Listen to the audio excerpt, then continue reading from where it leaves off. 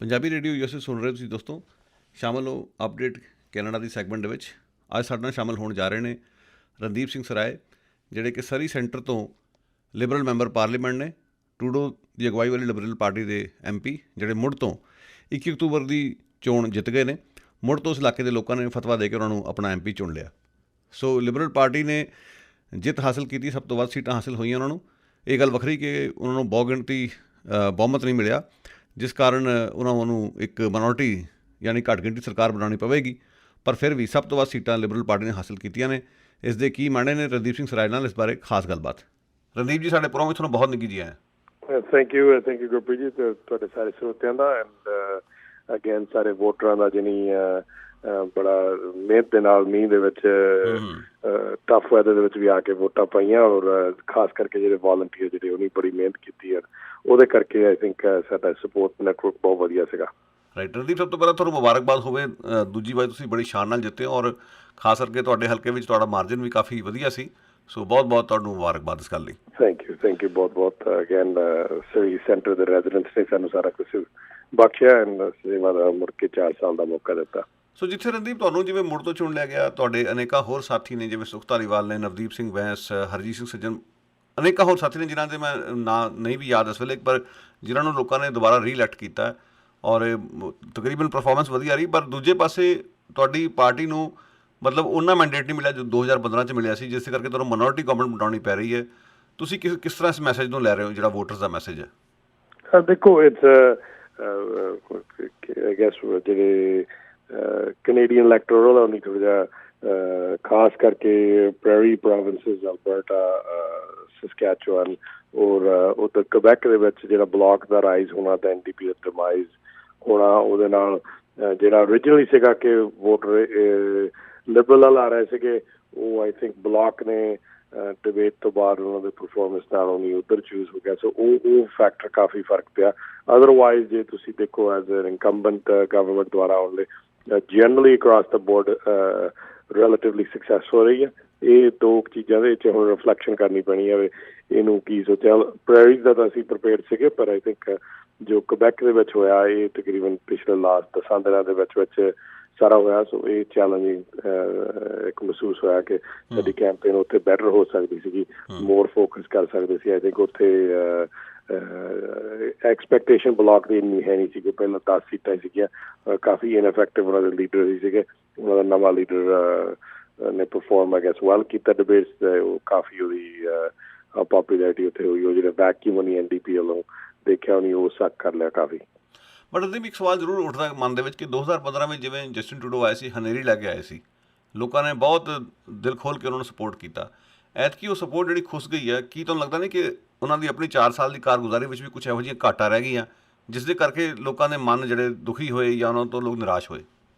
ਦੇਖੋ, ਉਹ ਨਹੀਂ ਕਾਫੀ ਐਂਬੀਸ਼ੀਅਸ ਏਜੰਡਾ ਲੈ ਕੇ ਆਏ ਸੀ ਜਦੋਂ ਅਸੀਂ 2015 'ਚ ਲੈ ਕੇ ਆਏ। ਕਾਫੀ ਸੋਸ਼ਲ ਕਾਜ਼ਜ਼, ਜੈਂਡਰ ਪੈਰਿਟੀ, ਇਨਐਕੁਇਟੀ ਅਮੰਗਸ LGBTQ ਜਾਂ ਹੋਰ ਕਮਿਊਨਿਟੀਆਂ ਦੇ ਵਿੱਚ ਵਿਜ਼ੀਬਲ ਮਾਈਨੋਰਿਟੀਜ਼ ਨੂੰ ਅਪਲਿਫਟ ਕਰਨਾ, ਇਹ ਕਾਫੀ ਡਰਾਸਟਿਕ ਚੇਂਜ ਸੀਗਾ in a short period of time. And environmentally ਵੀ ਬੜੇ ਵੱਡੇ ਲੈਜਿਸਲੇਸ਼ਨ ਲਿਆ ਕੇ ਲਿਆਂਦੇ, ਜਿਹਦੇ ਨਾਲ ਜਿਹੜਾ populism on the other side world ਦੇ ਵਿੱਚ, ਵੈਸਟਰਨ ਵਰਲਡ 'ਚ ਦੂਸਰਾ ਇੱਕ ਐਮਰਜੈਂਸ ਰਾਈਜ਼ ਹੋ ਰਿਹਾ ਸੀ। ਸੋ ਅਸੀਂ ਅਗੇਂਸਟ ਦ ਟਾਈਡ ਸੀਗੇ, ਕਹਿ ਲਓ ਸੋ ਟੂ ਸਪੀਕ। ਜਿੱਥੇ US 'ਚ ਟਰੰਪ ਆਏ ਆ, ਯੂਰਪ ਦੇ ਵਿੱਚ again populist governments, right wing government ਆਈਆਂ।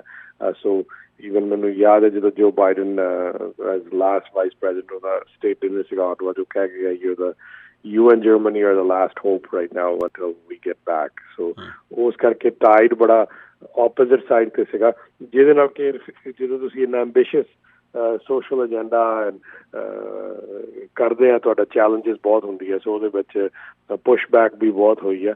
ਐਂਡ ਆਈ ਥਿੰਕ ਉਹਦੇ ਕਰਕੇ ਥੋੜ੍ਹਾ ਜਿਹਾ ਜਿਹੜੀ ਗਵਰਨਮੈਂਟ ਨੂੰ ਦੁਬਾਰਾ ਇਲੈਕਸ਼ਨ ਕਰਨ ਵਾਸਤੇ ਆਲਵੇਜ਼ ਟਫਰ ਚਾਂਸ ਹੁੰਦਾ, ਹਰ ਇੱਕ ਹੁੰਦੀ ਹੈ। ਪਰ ਦਿਸ ਟਾਈਮ ਥੋੜ੍ਹਾ ਇਹ ਵੱਧ ਸੀਗਾ ਕਿਉਂਕਿ ਲੋਕ ਉਹਨੂੰ ਸੋਸ਼ਲ ਚੇਂਜ ਨੂੰ ਵੀ ਐਕਸੈਪਟ ਕਰਨਾ ਜਲਦੀ ਨਹੀਂ ਕਰਦੇ।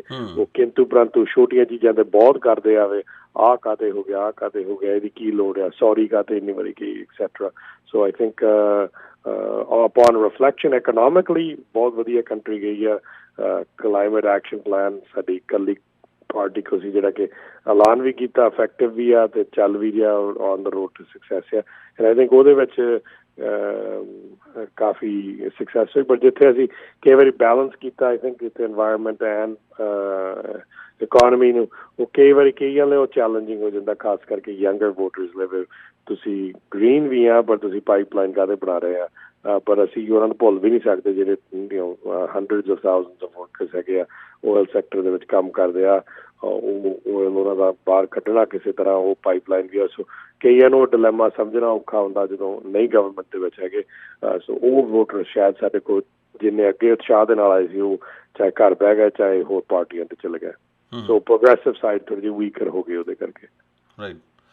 ਇਸ ਤੋਂ ਇਲਾਵਾ ਮੈਂ ਜਾਣਨਾ ਚਾਹੁੰਦਾ ਰਣਦੀਪ ਤੁਹਾਡੇ ਕੋਲੋਂ ਕਿ ਜਿਵੇਂ ਇੱਕ ਤਾਜ਼ਾ ਰਿਪੋਰਟ ਆਈ ਹੈ CBC ਦੀ, ਜਿਸ ਦੇ ਮੁਤਾਬਕ ਜਿਹੜੀਆਂ ਵੋਟਾਂ ਸਪਲਿਟ ਹੋਈਆਂ ਲਿਬਰਲਸ ਅਤੇ NDP ਦੇ ਵਿਚਾਲੇ, ਉਸਨੇ ਕੰਜ਼ਰਵੇਟਿਵਸ ਨੂੰ ਘੱਟੋ ਘੱਟ 32 ਹਲਕਿਆਂ ਵਿੱਚ ਫਾਇਦਾ ਪਹੁੰਚਾਇਆ। ਉਸ ਦੇ ਵਿੱਚ ਐਬਟਸਫੋਰਡ ਦਾ ਹਲਕਾ ਵੀ ਸ਼ਾਮਲ ਹੈ, ਜਿਸ ਵਿੱਚ ਜਤੀ ਸਿੱਧੂ ਜਿੱਥੋਂ MP ਹੁੰਦੇ ਸੀਗੇ, ਉਹਨਾਂ ਨੇ ਲੂਜ਼ ਕੀਤੀ ਇਲੈਕਸ਼ਨ ਕਿਉਂਕਿ ਵੋਟਾਂ ਸਪਲਿਟ ਹੋ ਗਈਆਂ। ਇਸੇ ਤਰ੍ਹਾਂ ਗੌਡੀ ਹੌਗ ਦੀ ਜਿਹੜੀ ਸਰੀ ਵਾਈਟ ਰੌਕ ਇਲਾਕੇ ਦੀ ਸੀਟ ਸੀ, ਉਹ ਵੀ ਤਾਂ ਹੀ ਲੂਜ਼ ਹੋਈ ਹੈ। ਸੋ ਇਹਦੇ ਬਾਰੇ ਮੈਂ ਤੁਹਾਡੇ ਕੋਲ ਜਾਣਨਾ ਚਾਹੁੰਦਾ, ਤੁਹਾਡੀ ਰਾਏ ਰਿਫਲੈਕਸ਼ਨ, ਕਿ ਬਾਰ-ਬਾਰ ਕੁਝ ਲੋਕਾਂ ਵੱਲੋਂ ਕਿਹਾ ਜਾ ਰਿਹਾ ਸੀ ਸਟ੍ਰੈਟੇਜਿਕ ਵੋਟਿੰਗ ਕੀਤੀ ਜਾਵੇ to keep conservatives out of power. Apparently ਲੋਕਾਂ ਨੇ ਉਸ ਗੱਲ ਨੂੰ ਨਹੀਂ ਸੁਣਿਆ ਅਤੇ ਹੁਣ CBC ਦੀ ਆਪਣੀ ਰਿਪੋਰਟ ਹੀ ਇਸ ਗੱਲ ਨੂੰ ਕਹਿ ਰਹੀ ਹੈ। What are your thoughts? ਯਾਰ ਨੋ, ਸਟ੍ਰੈਟੇਜਿਕ ਵੋਟਿੰਗ ਲੋਕਾਂ ਨੂੰ ਕਰਨੀ ਚਾਹੀਦੀ। I think it's essential tool ਆ।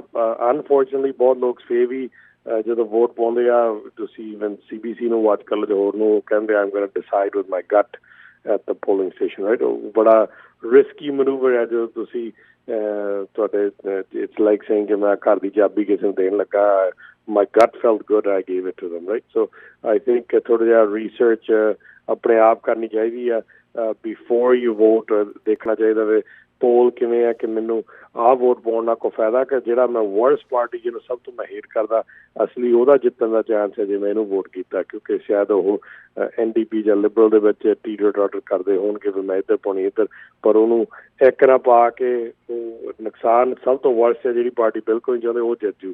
ਸੋ ਇਹ ਚੀਜ਼ ਦੇ ਵਿੱਚ ਆਈ ਥਿੰਕ ਡਿਸਪਾਈਟ ਆਪਣੇ ਕੋਲ ਪਾਰਲੀਮੈਂਟਰੀ ਸਿਸਟਮ ਫਰਸਟ ਪਾਸ ਦ ਬੈਲਟ ਸਿਸਟਮ ਇੰਨੇ ਚਿਰ ਦਾ ਚੱਲਿਆ ਆ ਰਿਹਾ, ਸਟਿਲ ਅਜੇ ਵੀ ਮੈਂ ਸਮਝਦਾ ਲੋਕ ਇਹਨੂੰ ਕਈ ਵਾਰੀ ਸਮਝ ਨਹੀਂ ਸਕਦੇ ਔਰ ਉਹ ਵੋਟ ਨਹੀਂ ਉਸ ਤਰੀਕੇ ਨਾਲ ਪਾਉਂਦੇ ਹਨ।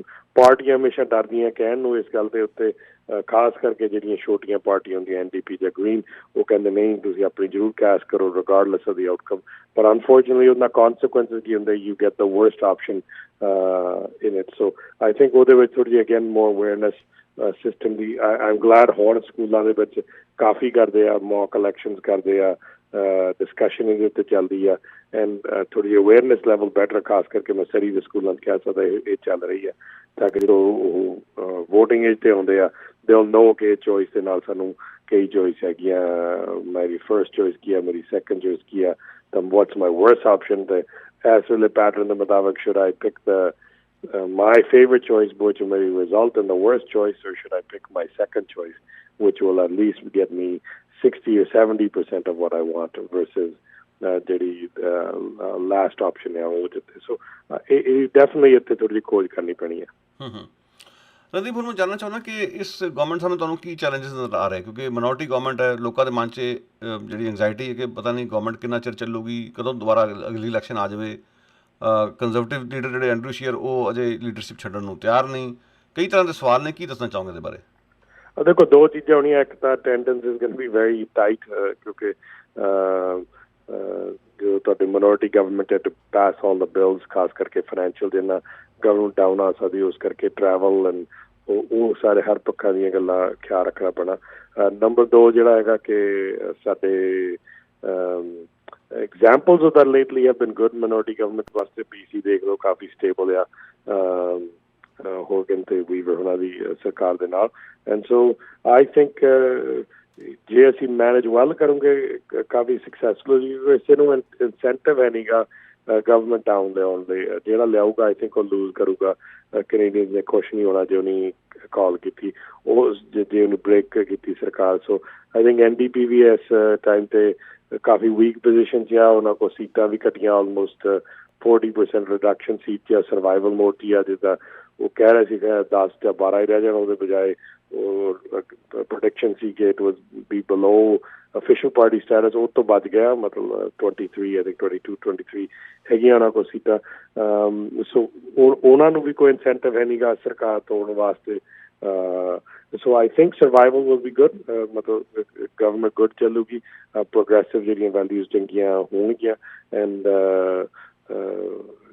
I think Trudeau ਸਾਹਿਬ ਵੀ ਦੂਸਰੀ ਪਾਰਟੀਆਂ ਨਾਲ ਵਰਕ ਕਰਨ ਨੂੰ ਤਿਆਰ ਆ, so he will be able to work with a progressive agenda। Majority ਚੀਜ਼ਾਂ ਅਸੀਂ ਸਹਿਮਤ ਹੈ, ਦੂਸਰੀਆਂ ਪਾਰਟੀਆਂ ਵੀ ਸਹਿਮਤ ਕਰਦੀਆਂ ਜਿਹੜੀਆਂ ਅਗਰੈਸਿਵ ਵੱਡੇ ਏਜੰਡਾ ਆਈਟਮਸ ਹੈਗੇ ਆ, ਐਨਵਾਇਰਨਮੈਂਟ ਦੇ, ਬੱਚਿਆਂ ਨੂੰ ਹੋਰ ਸਟੂਡੈਂਟ ਲੋਨਸ ਐਂਡ ਸਪੋਰਟ ਦੇਣ ਵਾਸਤੇ। those things common ground ਹੈਗੀ ਆ, ਮੇਬੀ ਨੰਬਰਸ ਸਾਡੇ ਡਿਫਰੈਂਟ ਹੋਣਗੇ ਤਾਂ ਉਹਨਾਂ ਦੇ, but they'll find common ground। so I think ਠੀਕ ਰਹੂਗੀ, ਕਿਉਂਕਿ ਸਾਰਿਆਂ ਨੂੰ ਉਹਨਾਂ ਦੀ ਹੁਣ ਫਾਈਨੈਂਸ਼ੀਅਲ ਪੋਜੀਸ਼ਨ ਵੀ NDP ਦੀ ਬਹੁਤ ਵੀਕ ਹੈ। ਉਹਨੇ ਆਪਣੀ ਬਿਲਡਿੰਗ ਜਿਹੜੀ ਆਟਵਾ 'ਚ ਉਹਨੂੰ ਕਰਜ਼ਾ ਚੱਕ ਕੇ ਸਾਰੀ ਇਲੈਕਸ਼ਨ ਕੀਤੀ, ਉਹ 'ਚ ਹੋਰ ਕਰਜ਼ਾ ਚੱਕ ਨਹੀਂ ਸਕਦੇ। ਐਂਡ ਅੰਟਿਲ ਉਹ ਪਾਰਟੀ ਲੀਡਰ ਵੀ ਨਹੀਂ ਹੋਣ ਤਾਂ ਉਹਨਾਂ 'ਚ ਮੇਰੇ ਖਿਆਲ ਚੁਣ ਸਕਦੇ, because their financial position to call a convention and do everything is very weak। So I think everybody will stay put and hang tight and 3-4 ਸਾਲ ਲਗਾਉਣਗੇ ਵਿੱਚ। ਇਸ ਤੋਂ ਇਲਾਵਾ ਕੀ ਲੱਗਦਾ ਤੁਹਾਨੂੰ ਕਿ ਤੁਹਾਡੀ ਪਾਰਟੀ ਕਿਹਦੇ ਨਾਲ ਚੱਲੇਗੀ? ਜ਼ਿਆਦਾ ਬਲੋਕ ਬਕਵਾ ਨਾਲ ਚੱਲਣ ਲਈ ਇੰਕਲਾਈਨਡ ਹੈ, NDP ਨਾਲ? What are the possibilities? ਬਹੁਤ ਸਾਰੇ ਸਵਾਲ ਉੱਠ ਰਹੇ ਨੇ। ਹਾਂਜੀ, I think generally agenda by agenda item ਹੋਣਗੇ, issue by issue। So I think it will be mostly this is what we're legislating, you see how you're voting, and ਲੋਕਾਂ ਨੇ ਧਿਆਨ ਬਹੁਤ ਦੇਣਾ I think ਐਤਕੀ opposition। normally ਇੱਕ ਰਿਵਾਜ ਹੀ ਆ ਕਿ ਜਿਹੜੀ ਪਾਰਟੀ ਹੁੰਦੀ ਆ ਆਪੋਜੀਸ਼ਨ, ਉਹਦੇ ਚਾਹੇ ਬਿੱਲ ਉਹਨਾਂ ਦੇ ਵੀ ਮੁਤਾਬਕ ਸਹਿਮਤ ਆ, ਉਹ ਯੂਜਲੀ ਜਿੱਦਬਾਜ਼ੀ ਦੇ ਨਾਲ ਹੀ ਉਹਦੀ ਵੋਟ ਆਪੋਜ਼ਿਟ ਕਰਦੇ ਹੁੰਦੇ ਆ। ਐਤਕੀ it will be different I think। ਕੋਈ ਨਹੀਂ ਜ਼ਿੰਮੇਵਾਰੀ ਚਾਹੁੰਦਾ ਕਿ ਉਹ ਸਰਕਾਰ ਤੋਂ ਲਿਆ। So I think issue by issue ਜਦੋਂ ਵੋਟ ਪਊਗੀ, ਮੋਸਟ ਪਾਰਟੀਆਂ ਨੇ ਸਹਿਮਤੀ ਕਰਨੀ ਜਿਹੜੀ ਉਹਨਾਂ ਚੰਗੀਆਂ ਚੀਜ਼ਾਂ ਉਹਨਾਂ ਦੇ ਵੈਲਿਊ ਨਾਲ। So it will be interesting I think। ਅੱਗੇ ਪਾਲ ਮਾਰਟਨ ਨੇ ਵੀ ਇਸੇ ਤਰ੍ਹਾਂ ਕੀਤੀ ਸੀ, ਜਿਹੜੇ ਕਿ ਇਸ਼ੂ ਬਾਈ ਇਸ਼ੂ ਕੀਤੇ ਸੀਗੇ। So I don't know if formal coalition ਹੋਊਗੀ, will see in the next few days, ਜਾਂ ਇਸ਼ੂ ਬਾਈ ਇਸ਼ੂ ਵੋਟ ਹੋਊਗੀ। ਸੋ ਜਦੋਂ ਵੀ ਕੋਈ ਹੈਗਾ, ਲੌਂਗ ਐਜ਼ ਇੱਕ ਪਾਰਟੀ ਸਾਨੂੰ ਸਪੋਰਟ ਕਰਦੀ ਹੈ, the issue will pass. So will see how it goes. Right. ਇੱਕ ਦੋ ਸਵਾਲ ਹੋਰ ਨੇ ਰਣਦੀਪ। ਇੱਕ ਤਾਂ ਜੋਡੀ ਵਿਲਸਨ ਰਬੋਲ ਜਿਹੜੀ ਤੁਹਾਡੀ ਆਪਣੀ ਕੋਲੀਗ ਸੀ, ਜਿਸਨੂੰ ਬਾਅਦ 'ਚ ਕਾਕਸ 'ਚ ਹਟਾ ਦਿੱਤਾ ਗਿਆ, ਬਾਅਦ 'ਚ ਇੰਡੀਪੈਂਡੈਂਟ ਚੋਣ ਲੜ ਕੇ ਹੁਣ ਉਹ ਜਿੱਤ ਗਈ ਹੈ। So don't you think in a way voters ਨੇ ਬੜਾ ਕਲੀਅਰ ਮੈਸੇਜ ਦਿੱਤਾ ਜਸਟਿਨ ਟਰੂਡੋ ਨੂੰ ਜਾਂ ਤੁਹਾਡੀ ਪਾਰਟੀ ਨੂੰ ਕਿ you were wrong? I think no, I think ਉਹ ਰਾਈਡਿੰਗ ਦੇ ਵਿੱਚ ਜਿਹੜੇ ਡਿਸਗਰੰਟਡ ਵੋਟਰਸ ਆ, ਉਹ 24-25% ਉਹਨੂੰ ਪਾਤੀਆਂ ਵੋਟਾਂ। ਕੰਸਰਵੇਟਿਵ ਤੋਂ ਕਹਿ ਲਓ 7-8% ਟੁੱਟ ਗਏ, 7-8% ਲਿਬਰਲ ਤੋਂ ਟੁੱਟ ਗਏ, 5-7% ਕੰਸਰਵੇਟਿਵ ਤੋਂ ਇਸੇ ਤਰ੍ਹਾਂ NDP ਤੋਂ ਟੁੱਟ ਗਏ। ਉਹਨੇ ਉੱਧਰ ਇੱਕ ਵੋਟ ਪਾਤੀ ਜਿਸ ਤੇ ਪ੍ਰੋਟੈਸਟ ਵੋਟ ਪਾਤੀ ਹੈ। But or situation is going to be very unique। ਉਹਦਾ ਕਹਿੰਦੇ ਮੈਂ ਲਿਬਰਲਸ ਦੇ ਨਾਲ ਹੀ ਸਪੋਰਟ ਕਰੂੰਗੀ on most issues and most votes, ਉਹਨਾਂ ਦਾ ਅੱਜ ਬਿਆਨ ਆਇਆ। ਪਰ other than that ਉਹਨੂੰ ਪਤਾ realize ਕਰ ਲੈਣਾ ਕਿ it's a very lonely position to sit as an independent, and ਤੁਹਾਡਾ riding will suffer ਕਿਉਂਕਿ effectively ਕਿੰਨਾ ਤੁਸੀਂ ਉੱਥੇ ਕਰ ਸਕਦੇ। ਪਾਰਲੀਮੈਂਟਰੀ ਸਿਸਟਮ ਇੱਕ ਟੀਮ ਵਰਕ ਦੇ ਨਾਲ ਡਿਜ਼ਾਈਨ ਕਰਦੇ, ਤੁਹਾਡੀ ਕਾਕਸ ਹੈ, ਤੁਹਾਡੀ ਟੀਮ ਹੈ, ਟੀਮ ਦੇ ਨਾਲ ਤੁਸੀਂ ਕਮੇਟੀ ਦੇ ਆ, she won't be on any committee। ਕੋਈ ਪੁਸ਼ ਕਰਨੇ ਕੋ ਕਾਕਸ ਦੀ ਸਪੋਰਟ ਨਹੀਂ ਹੋਣੀ। ਸੋ ਇੱਕ ਲੋਨਲੀ ਫਾਈਟਰ ਹੋਊਗੀ ਆਪਣੇ ਕਾਜ਼ ਲਈ। So I really don't think it. I think ਉਹਦਾ ਠੀਕ ਹੈ, ਉਹਦੇ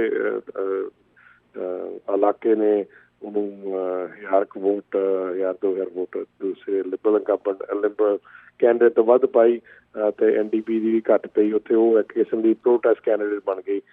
ਚਾਹੇ ਤੁਸੀਂ ਦੂਜੇ ਤਿੰਨੇ ਪਾਰਟੀਆਂ ਤੋਂ ਤੁਸੀਂ ਜੇ ਨਾਰਾਜ਼ ਹੈਗੇ ਉਹ ਸਾਰੇ ਉੱਥੇ ਪੈ ਗਏ, ਪਲੱਸ ਉਹਦਾ ਆਪ ਵੀ ਬੇਸ ਹੋਊਗਾ ਉੱਥੇ, ਉਹਦੇ ਕਰਕੇ ਹੋਇਆ। ਬਟ ਇਟ ਵਾਜ਼ਨਟ ਕਿ ਓਵਰਵੈਲਮਿੰਗ ਕਿ 50% ਨੇ ਰਾਈਡਿੰਗ ਉਹਨੂੰ ਵੋਟ ਪਾਈ ਹੈ। It was very slim margin ਦੇ ਨਾਲ ਜਿੱਤੀ ਹੈ।